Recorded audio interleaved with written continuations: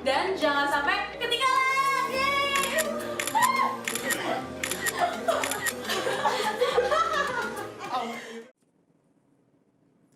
Haleluya, haleluya, haleluya.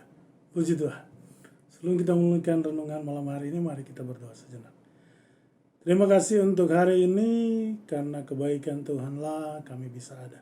Sebentar kami akan merenungkan firman-Mu. Apa yang Tuhan mau kami dengar malam hari ini, berbicaralah Tuhan. Dalam nama Tuhan Yesus Kristus, haleluya, amin. Haleluya, puji Tuhan, untuk kebaikan Tuhan kita masih ada lagi sampai saat hari ini. Mari kita renungkan firman Tuhan. Kita buka sama-sama dalam Matius pasal yang ke-24. Matius 24 ayat yang ke-37. Matius 24 ayat 37, firman Tuhan menuliskan demikian. Sebab sebagaimana halnya pada zaman Nuh, demikian pula halnya kelak kedatangan Anak Manusia. Ya, kita sudah ada di penghujung akhir zaman. Kita sedang menantikan kedatangan Anak Manusia. Dan sebagai tanda-tandanya, firman Tuhan berkata, sama seperti zaman Nuh, begitu jugalah tanda-tanda di akhir zaman. Ya. Apa tanda-tandanya? Mungkin coba kita lihat, walaupun bukan ini yang akan dibahas ya. Apakah tanda-tandanya? Ada di ayat yang ke-38. Sebab sebagaimana mereka di zaman sebelum air bah itu makan dan minum, kawin dan mengawinkan, sampai pada hari Nuh masuk ke dalam bahtera. Jadi ciri-cirinya adalah orang akan kawin, mengawinkan, dan makan minum sesuka hati ya. Wow, seperti yang kita lihat di hari ini. Tapi kita akan membahas kalau tanda akhir zaman itu seperti zaman Nuh, maka kalau kita balik ke zaman Nuh, di zaman Nuh itu cuma ada Nuh, istri, Sem, Ham, dan Yafet dan istri. Artinya cuma 8 orang yang selamat. Tentu yang jadi penentu di situ adalah Nuh. Riwayat kehidupan anak dan istrinya tidak ditulis. Tapi hari ini kita akan mempelajari kenapa Nuh bisa selamat. Kenapa Nuh begitu istimewa di hadapan Tuhan sampai di dalam Kejadian pasal yang ke-6, Bapak Ibu perhatikan, Kejadian pasal 6 ayat terakhir, di ayat yang ke-8 dikatakan situ, tetapi Nuh mendapat kasih karunia di mata Tuhan. Wow. Kenapa sampai Nuh bisa dituliskan dalam Alkitab dia mendapatkan kasih karunia di mata Tuhan? Mari kita perhatikan baik-baik. Kita buka sama-sama dalam Kejadian pasal yang ke-6. Kita akan melihat Nuh lebih detail lagi. Kenapa sampai dia mendapat kasih karunia Tuhan? Ayat yang pertama. Kejadian 6 ayat 9. Pertama di perikop ini, riwayat Nuh ayat 9. Inilah riwayat Nuh. Nuh adalah orang yang benar dan tidak bercela di antara orang-orang sezamannya. Dan Nuh itu hidup bergaul dengan Allah. Ya. Dari ayat 9 ini kita sudah dapat 3 poin yang membuat Nuh mendapat kasih karunia Tuhan. Ya. Yang pertama adalah orang benar. Orang benar dan tidak bercela. Saya membuka beberapa referensi buku. Benar dan tidak bercela ini dipisahkan dengan arti benar itu adalah tindakan kepada sesama manusia. Sedangkan tidak bercela ini adalah sikapnya terhadap Tuhan. Jadi kalau benar ini yang dimaksud adalah perilakunya kepada semua orang Dia tidak berbuat jahat ini kepada semua orang dan itu diperhatikan oleh Allah, jadikan dia benar. Sedangkan bercela ini adalah sikapnya kepada Tuhan. Ya, jadi yang pertama adalah Nuh berlaku baik. Jadi orang yang tahu tata krama, dia bersikap benar. Nuh itu melakukan segala sesuatu yang benar. Firman Tuhan yang menulis. Apakah selalu benar? Saya sih berpikir bahwa namanya Nuh masih manusia, tentu tidak 100%. Tetapi dia berusaha. Dan firman Tuhan itu menganggap dia melakukan sebenar. Jadi hal yang pertama yang menjadi sikap dari Nuh sehingga dia bisa mendapat kasih karunia Tuhan adalah dia hidup benar. Hidup benar. Tidak melakukan hal kejahatan ini dan itu. Sehingga itu dinyatakan benar. Yang kedua, dia hidup tidak bercacat celah. Yang saya katakan tadi bahwa ini berbicara tentang hubungannya dengan Tuhan. Dia selalu melakukan apa yang harus menjadi kewajibannya kepada Tuhan. Ya, kepada Tuhan. Kalau kita melihat kehidupan Nuh, memang tidak dituliskan. Tetapi Nuh melakukan segala sesuatu yang benar. Dan tidak bercela di hadapan Tuhan. Artinya ada hal-hal yang dilakukan oleh Nuh yang memelihara hubungannya dengan Allah. Mempersembahkan korban, rutinitas, melakukan segala sesuatu. Intinya dia membangun hubungan dengan Allah. Ada hal-hal ya sesuatu yang harusnya dipertanggungjawabkan kepada Tuhan. Dan dalam hal itu Nuh dituliskan tidak bercacat celah. Yang kedua. Yang ketiga, hidup bergaul dengan Allah. Saya coba mencari beberapa referensi. Bergaul ini diterjemahkan bersahabat karib. Ya, kalau saya coba untuk mengartikan sendiri dalam hal bersahabat karib, maka saya mendapatkan beberapa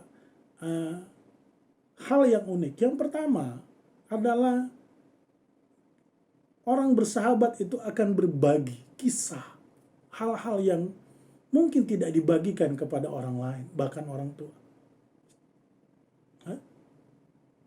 Bapak, Ibu, saudara sekalian pasti punya sahabat dekat. Dan sahabat dekat ini adalah seorang yang tempat membuat kita sangat nyaman. Dia nyaman dengan kita, kita nyaman dengan dia.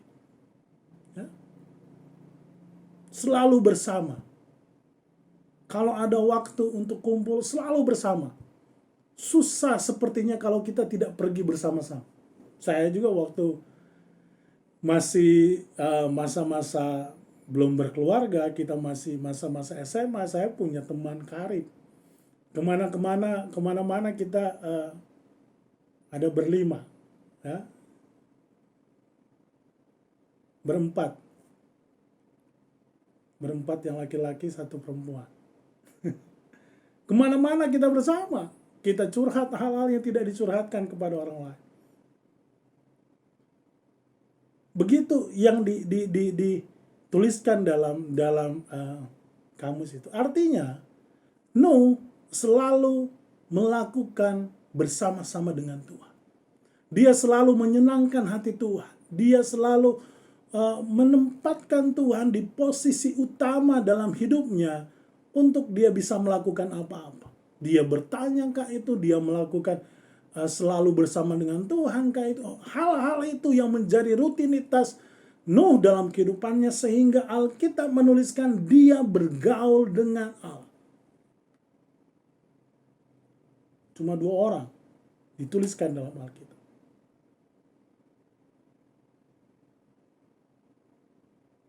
Hal yang ketiga, kenapa sampai Nuh mendapat kasih karunia di mata Tuhan? Di ayat yang ke-22. Lalu Nuh melakukan semua itu tepat seperti yang diperintahkan Allah kepadanya, demikianlah dilakukan. Nuh orang yang selalu melakukan firman Tuhan. Ya. Kalau kita coba melihat apa yang diperbuat Ayub, maka kita akan takjub dengan Ayub. Ya. Kita akan takjub. Bayangin Bapak Ibu, saudara sekalian, dia diminta Tuhan untuk membuat sebuah kapal besar di atas gunung. Di atas gunung Bapak Ibu. Orang yang melihat akan berkata kau gila, ya. Orang dituliskan orang mengolok-ngolok dia. Tapi dia nggak peduli dengan itu. Berapa banyak kita ketika kita melakukan firman, kita melakukan yang baik, lalu kita diolok-olok, lalu kita berhenti. Kita berargumen, waduh dilihat orang malu lah begitu. No, dia tidak malu. Dia melakukan tepat seperti apa yang. Belum lagi kita memikirkan SDM-nya. Bagaimana cara dia berbuat kapal. Bagaimana perlengkapannya. Bagaimana hal-hal lain-lainnya untuk membuat kapal sebesar itu.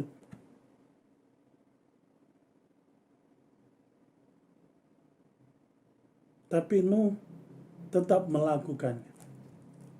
Tetapi Nuh tetap membuat seperti yang diberikan oleh Tuhan, diperintahkan oleh Tuhan. Hal yang pertama yang membuat Nuh mendapat kasih karunia Tuhan, dia benar. Perilakunya di hadapan manusia benar.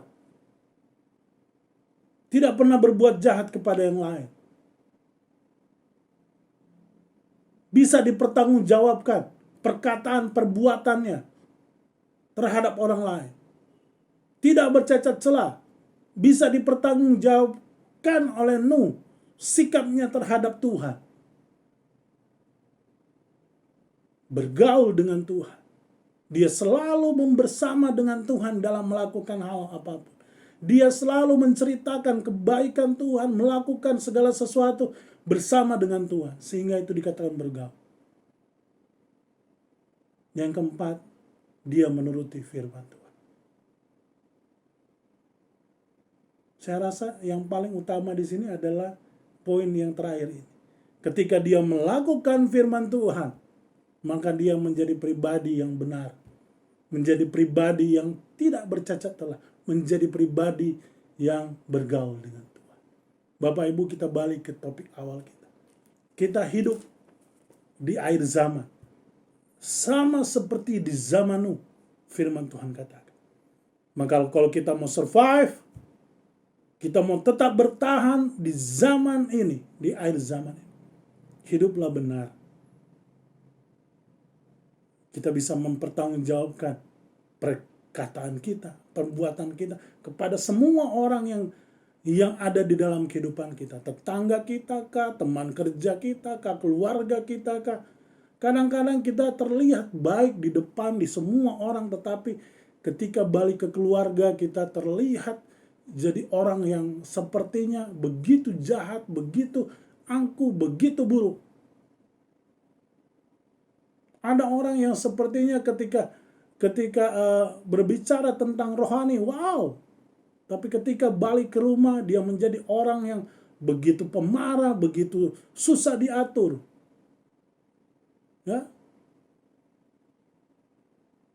Ada orang yang terlihat pelayanan di rumah Tuhan, ketika sampai di rumah, dia susah diatur oleh orang tuanya.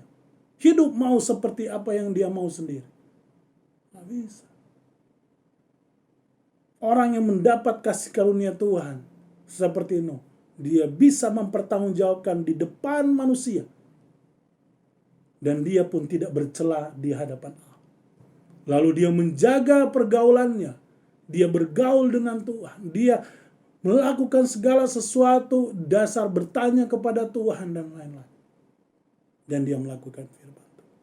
Kalau kita mau survive, mari kita sama-sama belajar menjadi seperti Nuh. Sehingga kita bisa berkenan di hadapan manusia. Walaupun bukan itu yang kita cari. Tapi kita pun tetap berkenan di hadapan Tuhan. Terima kasih. Tuhan memberkati kita semua. Mari kita berdoa. Mengucap syukur untuk kebaikan Tuhan.